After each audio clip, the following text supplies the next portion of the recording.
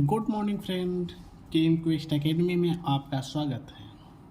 आज हम amino acid के क्लासिफिकेशन के बारे में स्टडी करेंगे, क्योंकि हमने फर्स्ट वीडियो में प्रोटीन के बारे में जाना, प्रोटीन के मेन कंस्टिट्यूएंट अमीनो एसिड के बारे में जाना।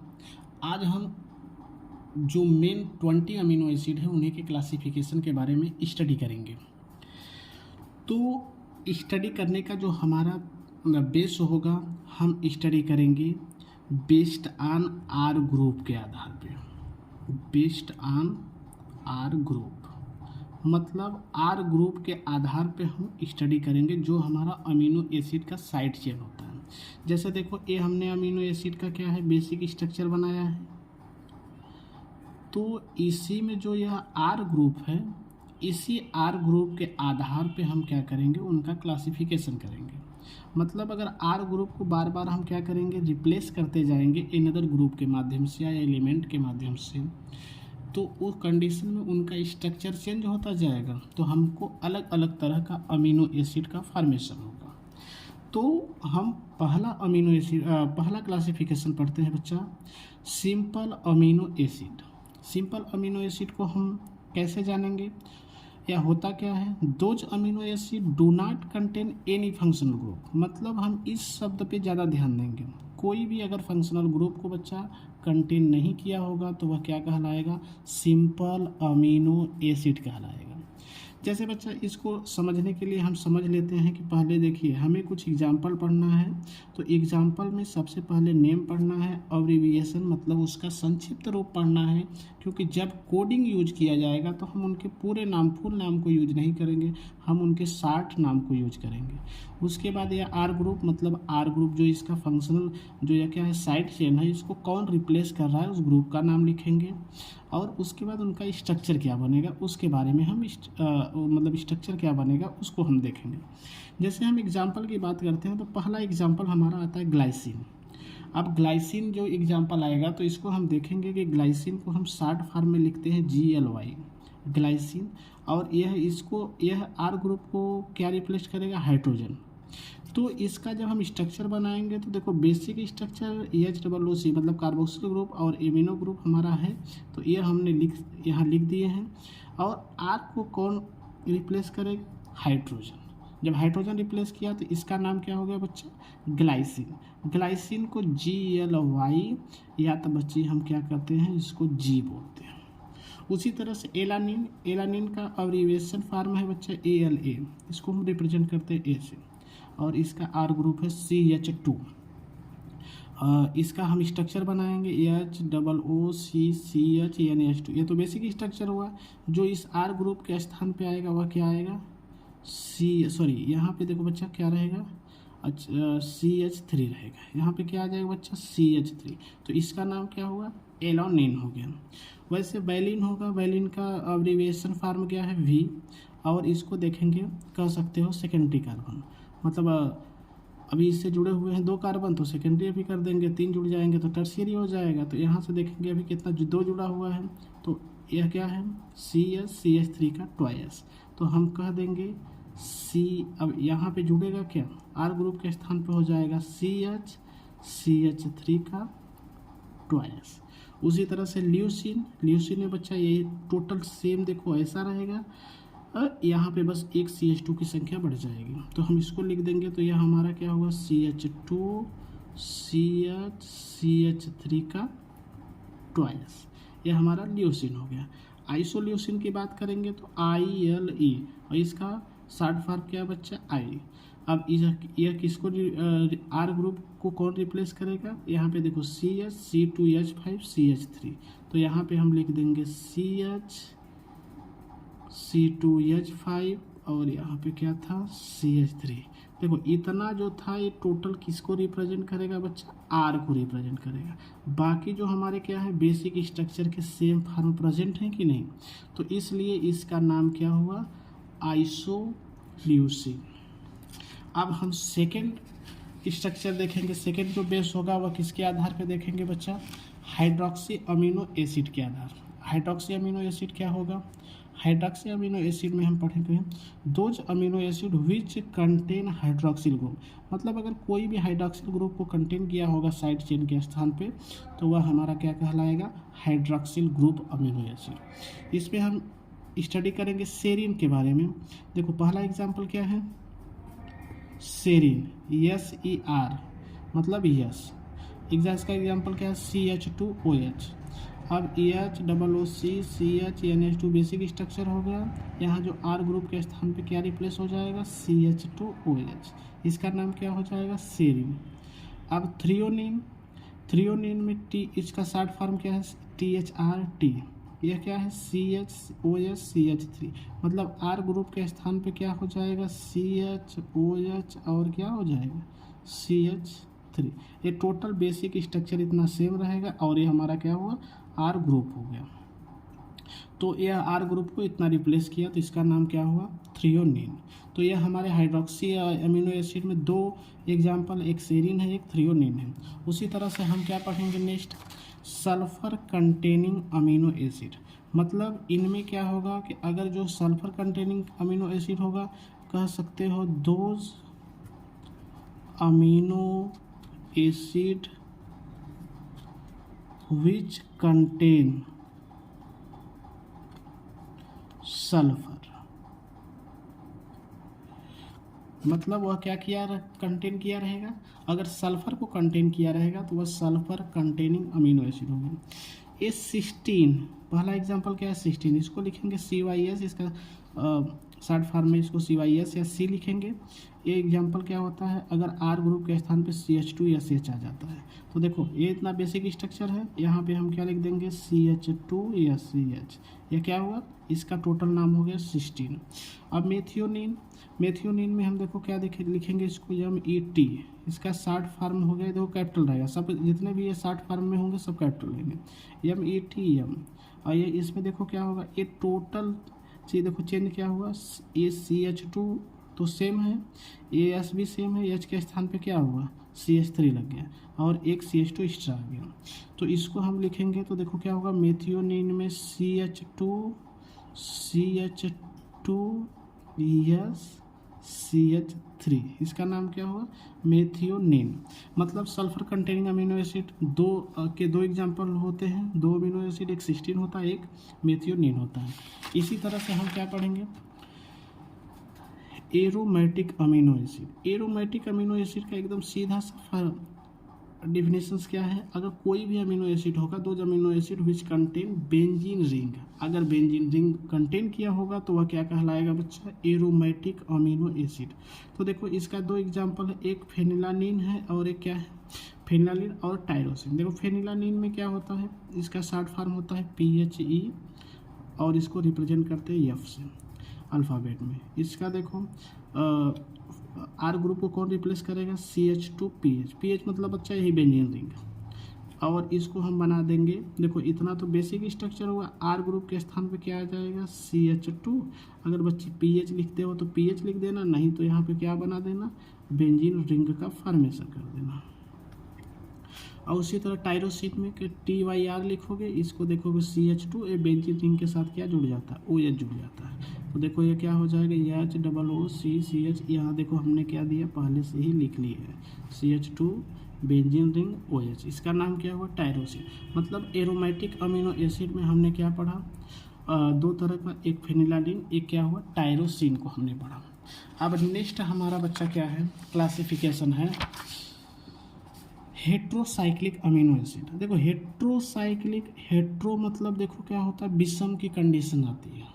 जब होमो आता है तो सेम की कंडीशन आती है। हेट्रो मतलब विच contain one atom other than carbon. मतलब जो अभी तक साइकिल बनेगा, देखो साइक्लिक है लेकिन हेट्रो। अब हेट्रो का मतलब उसमें कोई कार्बन के से अगर साइकिल बनेगा तो होमो हो जाएगा। कार्बन के स्थान पर अगर कोई ग्रुप आके साइकिल का फॉर्मेशन कर देगा तो वह क्या हो जाएगा? हमारा हेट्रोसाइक्लिक अमीनो एसिड हो जाएगा। तो देखो इनमें क्या हुआ? एक क्या है? पहले है ट्रिप्टोफन। ट्रिप्टोफन को TRP से रिप्रेजेंट करेंगे, उसको अल्फ़ाबेट में W से रिप्रेजेंट किया जाता है।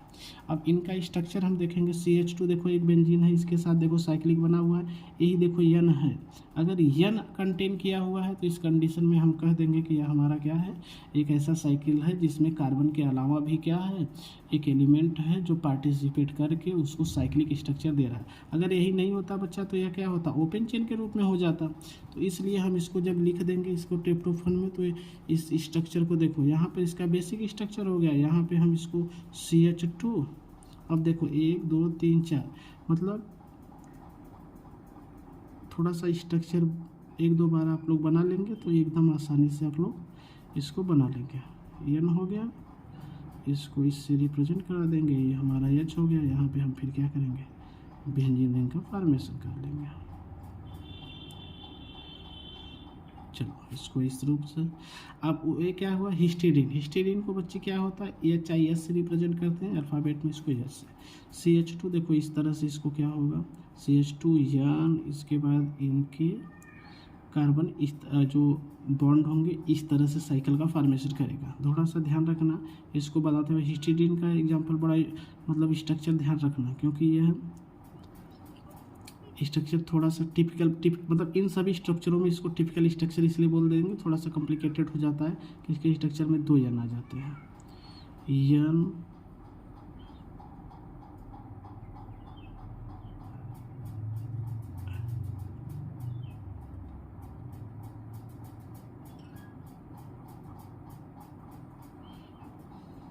अब देखो इसकी बैलेंस कंप्लीट हो जाती है यहाँ से।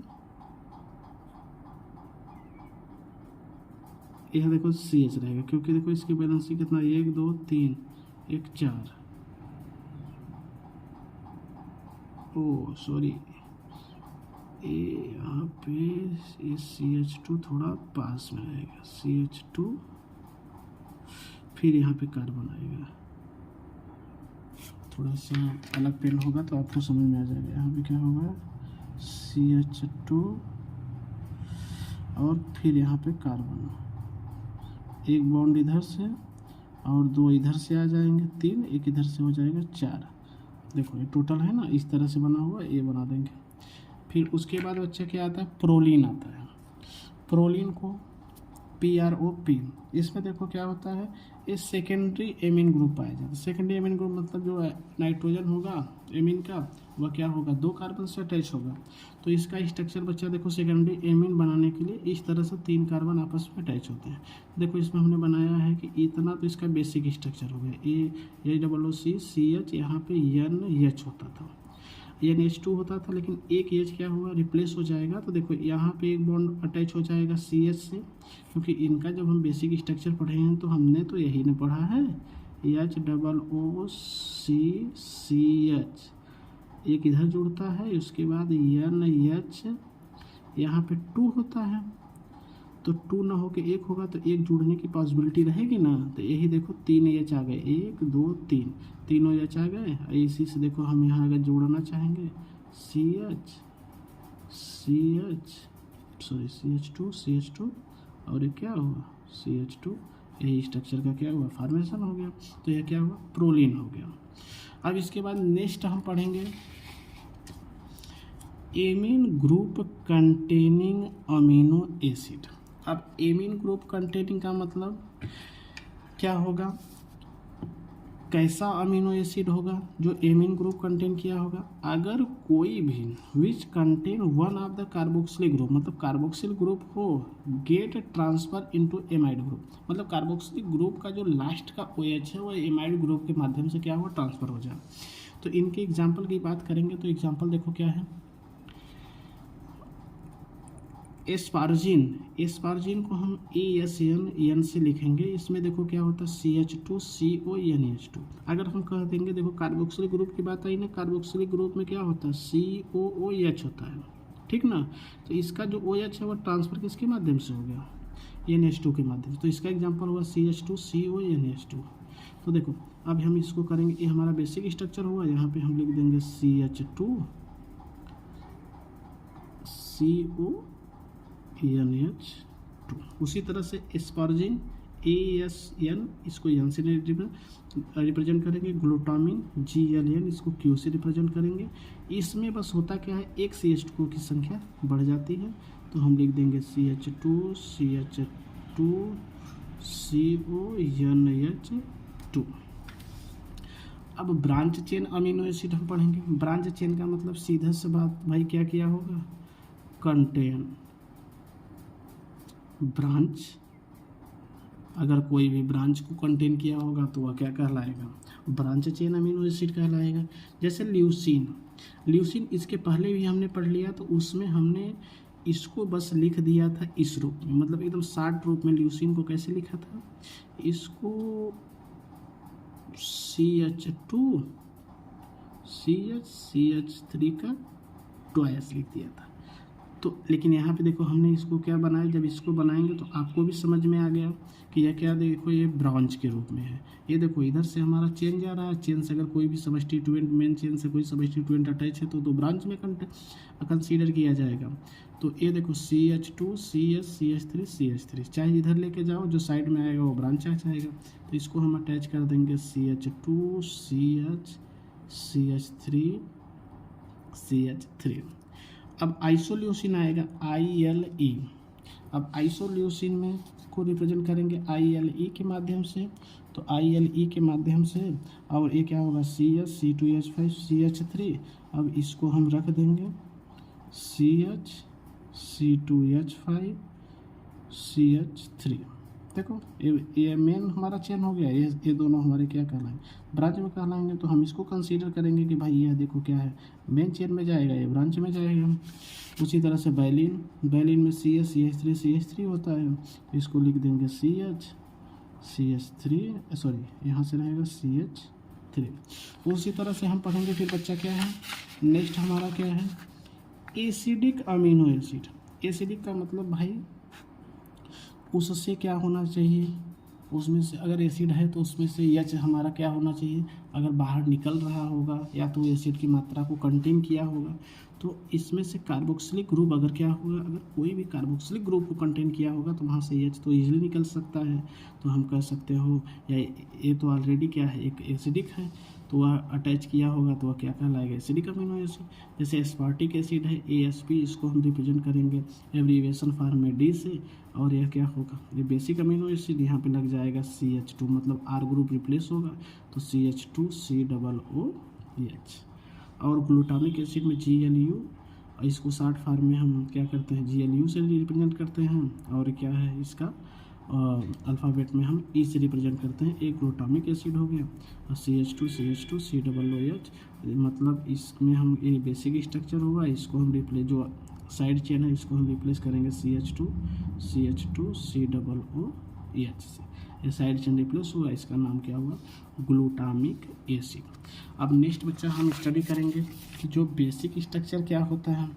अब बेसिक अमीनो एसिड में विच कंटेन अमीनो ग्रुप, मतलब कोई भी अमीनो ग्रुप को अगर कंटेन किया होगा साइड चेन में तो वह क्या कहलाएगा, बेसिक अमीनो एसिड। जैसे बच्चे लाइसिन LYS, इसको हम K से रिप्रेजेंट करेंगे CH2 NH2 CH NH2। अब ध्यान दो यहाँ पे इसी को हम रिप्लेस कर देंगे तो ये क्या बन जाएगा, जो साइड चेन रिप्लेस हो जाएगा CH2 का 4, मतलब 4 टाइम्स आएगा, एंड NH2। देखो एमिनो ग्रुप को कंटेन किया है ना, तो ये क्या कहलाएगा हमारा, लाइसिन। और ये बेसिक स्ट्रक्चर को फॉलो करेगा, मतलब बेसिक अमीनो एसिड को। अर्जिनिन क्या है, ARG, इसको रिप्रेजेंट करेंगे R से। CH2 का थ्रायस NH NH2। तो ध्यान रखना यहाँ पे जो इसका ग्रुप क्या होगा, R जो साइड चेन होगा वह रिप्लेस हो जाएगा CH2 का थ्रायस। यहाँ 4 था, यहाँ 3 हो गया, और NH, फिर कार्बन डबल बॉन्ड NH, अब बच्ची सिंगल बॉन्ड NH2। ठीक। अब उसी तरह से नेक्स्ट हमारा क्या है type, immuno acid. Immuno acid का मतलब वही सेकेंडरी अमीनो एसिड को अगर कंटेन किया होगा तो वह क्या कहलाएगा, इम्यूनो एसिड। ये हमारा एग्जांपल क्या है, प्रोलिन। प्रोलिन को PRO से रिप्रेजेंट करते हैं। अभी हमने आगे पढ़ा था जिनमें हमने हेट्रोसाइक्लिक पढ़ा था, तो हेट्रोसाइक्लिक में देखो क्या है, ये हमारा बना हुआ है साइकिल बना, यहाँ पे एक इधर तो कार्बन सब जगह, यहाँ N है तो हेट्रोसाइक्लिक हो गया। तो बात समझ में आ गई। तो यह हमारा क्या हुआ, क्लासिफिकेशन हो गया। तो इसमें एक चीज़ और हम लोग पढ़ सकते हैं कि जो हमारा क्या है, इसेंशियल और नॉन इसेंशियल। चलिए इसको हम आगे वीडियो में डिस्कस करेंगे, थोड़ा लंबा वीडियो हो जाएगा। धन्यवाद।